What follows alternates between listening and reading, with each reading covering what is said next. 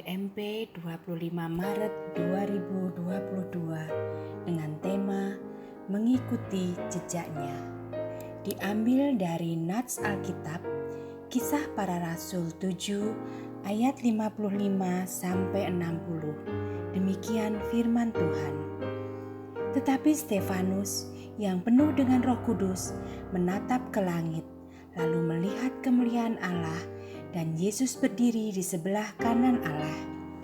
Lalu katanya, "Sungguh, aku melihat langit terbuka dan Anak Manusia berdiri di sebelah kanan Allah." Maka berteriak-teriaklah mereka dan sambil menutup telinga serentak menyerbu dia. Mereka menyeret dia keluar kota, lalu melemparinya. Dan saksi-saksi meletakkan jubah mereka di depan kaki seorang muda yang bernama Saulus. Sedang mereka melemparinya, Stefanus berdoa, katanya, "Ya Tuhan Yesus, terimalah rohku." Sambil berlutut, ia berseru dengan suara nyaring, "Tuhan, janganlah tanggungkan dosa ini kepada mereka." Dan dengan perkataan itu, meninggallah ia. Stefanus merupakan satu dari 7 orang yang dipilih untuk pelayanan di bidang sosial. Sebagai pengikut Kristus, Stefanus tentunya melakukan tugas pelayanannya dengan iman, cinta, dan kegigihan. Namun Alkitab mencatat pelayanannya tidak selurus yang dibayangkan. Ia harus dibungkam oleh orang-orang yang menganggapnya menghujat dan menista agama Yahudi. Mereka mulai menebarkan isu, menghasut, dan memprovokasi orang banyak bahwa ia telah menghujat Allah dan melanggar hukum Musa. Akhirnya Stefanus diseret di Mahkamah Agama untuk diadili. Tetapi Stefanus tidak gentar dengan intimidasi dan ancaman maut. Ia terus bersuara lantang dan menyatakan kebenaran meski harus dirajam batu. Menjelang kematiannya ada 2 kalimat yang terucap dari bibirnya. "Ya Tuhan Yesus, terimalah rohku." Dan "Tuhan, janganlah tanggungkan dosa ini kepada mereka." Martirnya Stefanus bukan karena menista agama dan menghujat Allah, melainkan karena pengakuan imannya yang murni pada Yesus Kristus. Taat sampai akhir adalah kerinduan Allah kepada setiap orang yang percaya padanya.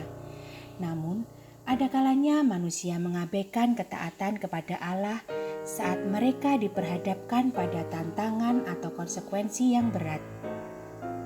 Ketaatan memang harus diperjuangkan setiap hari dalam kehidupan setiap anak Tuhan. Sebab, keinginan untuk menjadi taat selalu diperhadapkan dengan godaan untuk tidak taat. Tantangan atau konsekuensi yang berat yang dihadapi setiap orang percaya sudah ada sejak zaman gereja mula-mula. Hal itu dapat dilihat dalam pengalaman hidup Stefanus. Sampai hari ini, Allah tetap membutuhkan orang-orang biasa yang bersedia dipakai secara luar biasa bagi misinya di dunia ini. Sebagai anggota jemaat yang telah diselamatkan dan dipenuhi dengan kasih karunia serta roh Allah, hendaknya kita berani bersaksi bagi Kristus. Jangan pernah mundur meskipun ada harga yang harus dibayar. Ketaatan dan kesetiaan sampai akhir yang diwujud nyatakan dalam kehidupan Stefanus semakin dipertegas dan dikuatkan oleh Allah sendiri ketika Allah menampakkan diri dalam kemuliaannya kepada Stefanus. Dan ketika seseorang memiliki ketaatan yang utuh, maka sekalipun harus menghadapi kematian, ia pasti mendapat kekuatan menjalaninya. Malahan ia bisa mengampuni orang yang menganiayanya. Ingatlah bahwa Allah senantiasa menyatakan kehadirannya kepada kita dalam segala tantangan iman yang kita hadapi. Tetaplah taat dan setia, sekalipun teramat banyak dan teramat berat tantangan yang harus dihadapi. Jangan pernah lupa untuk selalu bergantung dan bersandar kepada kekuatan Tuhan. Karena itu, serahkanlah segenap hidup kita kepada Tuhan agar kita dimampukan untuk melewati tantangan iman ini dengan kemenangan. Sebagai pengikut Kristus, kita patut mengikuti jejak Kristus. Dalam keadaan dan situasi apapun, mengikutinya adalah hal yang tidak bisa ditawar-tawar lagi. Mengikut Yesus artinya berusaha untuk terus berjalan bersamanya, meneladaninya, mengasihinya, dan terus semakin serupa dengannya.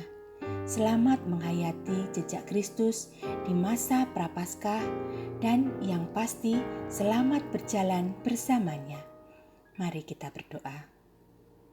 Tuhan, ajarkan kami selalu taat kepadamu dalam kehidupan kami sehari-hari dan ajarkan kami untuk tidak takut bersaksi tentang-Mu dalam pikiran, perkataan, dan perbuatan kami.